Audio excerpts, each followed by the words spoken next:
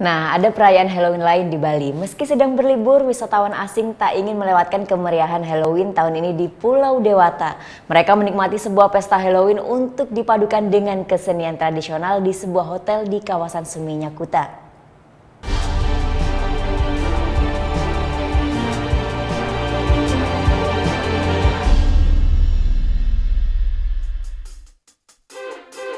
Suasana restoran di sebuah hotel kawasan Seminyak Kuta ini terasa mencekam karena penyambut tamunya adalah sesosok kuntilanak.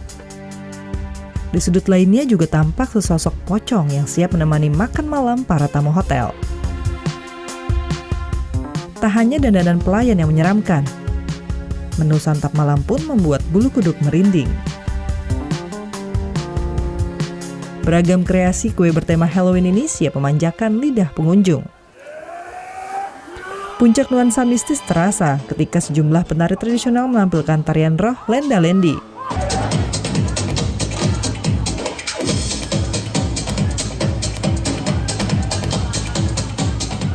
Awalnya penampilan mereka membuat takut wisatawan yang hadir di tengah pesta.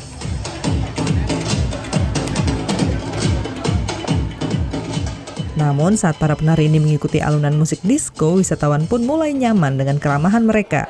Bisa menikmati Halloween dengan tarian-tarian yang tidak hanya modern tapi juga dari Balinese.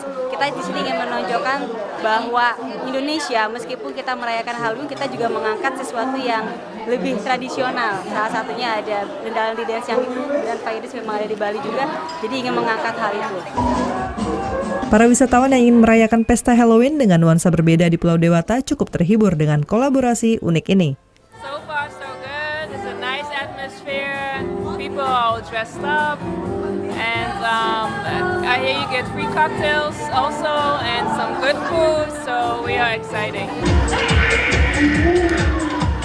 Melihat respon yang cukup positif dari wisatawan, pengelola hotel berencana menggelar pesta Halloween kembali di tahun depan dengan tema dan atraksi yang lebih unik.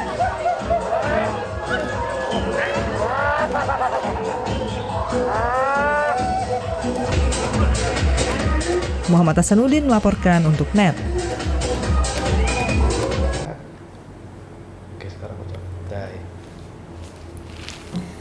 Udah selesai kan nontonnya? Nah, jadi jangan lupa buat like, komen, dan subscribe ya.